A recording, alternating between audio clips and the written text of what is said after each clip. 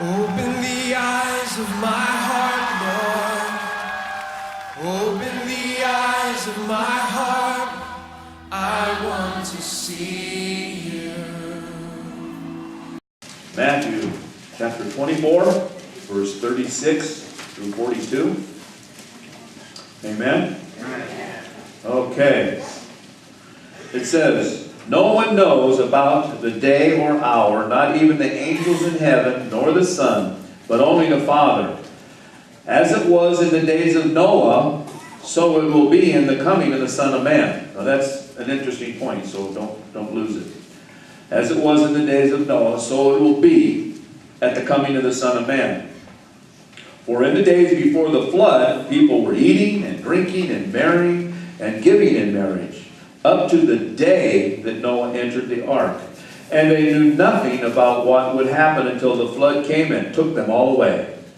That is how it will be at the coming of the Son of Man. 2 men will be in the field, one will be taken and the other left. 2 women will be grinding with a hand mill, one will be taken and the other one left. Therefore, keep watch. Keep watch, because you do not know on what day your Lord will come. Don't get distracted. Be careful. Be aware. Beware, stay on guard. Time may be short. And remember, there was an example, whether people believe it or not. And we have an example in Genesis, all the way back in the beginning. In Genesis chapter 6. Genesis chapter 6. Verse 5 through 7. Amen? It said, "The Lord saw how great man's wickedness on the earth had become." Sounds kind of like now. "And every inclination of their thoughts of his heart was only evil all the time." Well, hopefully we're not at all the time evil yet, but there is a lot of it. Verse 6, "The Lord was grieved that he had even made man on the earth, and his heart was filled with pain. So the Lord said, I will wipe mankind whom I had created from the face of the earth, men, animals, and the creations that move along the ground, and the birds of the air, for I am grieved that I have made them." Wow. Does any of this sound maybe a little bit familiar? It does. Noah found favor in verse 8. Far from perfect like us, he wasn't perfect, but he obeyed God, and he lived as an example. That was one of the differences between Noah and the rest. Like Noah, we live in a world filled with evil. But are we influencing others or being influenced by them? Are we making an influence to others, or are you allowing them to influence you? Good question. Noah built a large boat, a very large boat. They said it would be about the size of the Queen Mary. That's a pretty good sized boat. He built a large boat on dry land where it had never rained. Yikes. A boat that big on a place that was dry and it had never rained up to that time. People may have thought to themselves, if, that word "if" is really amazing. If a flood comes, I'll just get on the boat. Didn't happen. It's good that we don't know exactly when Christ will return.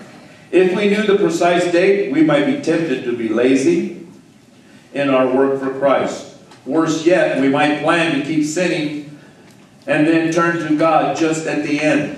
Anybody ever think that? I'll do it just before the end. A lot of people think that. They didn't get on the boat. It was too late.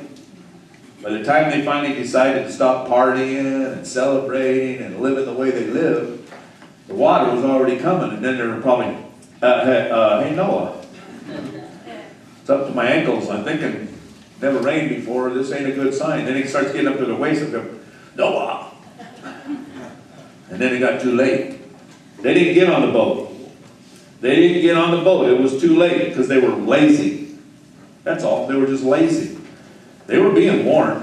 How many times did Noah, what the heck are you doing? I don't know, God told me to do this. Yeah, you're crazy. And off they would go. Sometimes that's going to happen to you. You're going to tell people, hey, you need to change your life. Yeah, you're crazy. They're lazy. Are you listening? Yes. Keep watch. Keep watch. Stay on guard. Don't allow distractions. Don't allow distractions. You don't know on what day your Lord will come. You don't know. Be careful. Luke tells us in Luke chapter 21, Luke chapter 21, verse 34 through 36. Amen? Amen. It says, be careful, or your hearts will be weighed down with disposition, which means the pursuit of selfishness. Your heart will be weighed down with disposition, drunkenness, and the anxieties of life. And that day will close on you unexpectedly like a trap.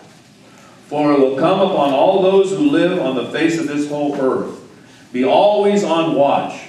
Be always on watch, and pray that you may be able to escape all that is about to happen, and that you may be able to stand before the Son of Man. Stay on guard. Watch out. Don't allow yourselves to go into those temptations and distractions and things that would separate you from the Lord. Be always on watch. Don't allow distractions. Where are your attentions? Where is your attention at?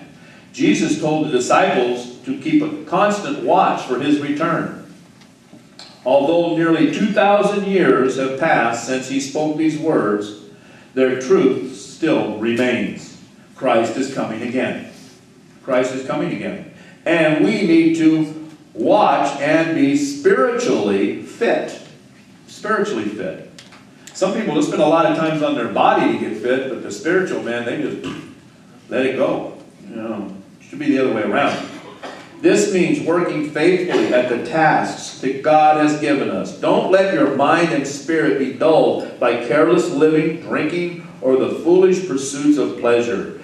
Don't let life's anxieties overburden you, so that you will be ready to move at God's command. Be ready to move at God's command. When is that going to happen? I don't have the slightest idea. God knows. Watch and be spiritually fit, ready to move at God's command. Today? Tomorrow? In a year or 10 years? I don't know. People may scoff at you. They did the same thing to Noah, and then it came.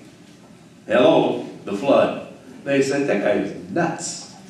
God told him to do what? And they scoffed him. It's a threat right now today. Realizing that the earth is going to burn up, we should put our confidence in what is lasting and eternal, and not be bound to the earth and its treasures or its pursuits. Don't worry about the things of this world, because we're going to be out of this world. Don't allow distractions. Don't get lazy because Christ hasn't come yet. Some people say, hey, he ain't coming. Well, he came. He's coming again. Don't get lazy. Stay busy. Live a life eager of expectations. I don't know if you, but I'm eager about the expectations. I'm looking forward to Christ's return. I'm enjoying life with him now, but how much better is it going to be? We should live our lives as if he were coming right now, tomorrow, tonight, today, this hour. We need to be ready. Listen to him. He says, follow me. And that's what we need to do. Follow him. Because you follow somebody. No, everybody's now I'm independent. I run my own program. What are you talking? You're only fooling yourself. Don't get distracted. Listen. Are you listening?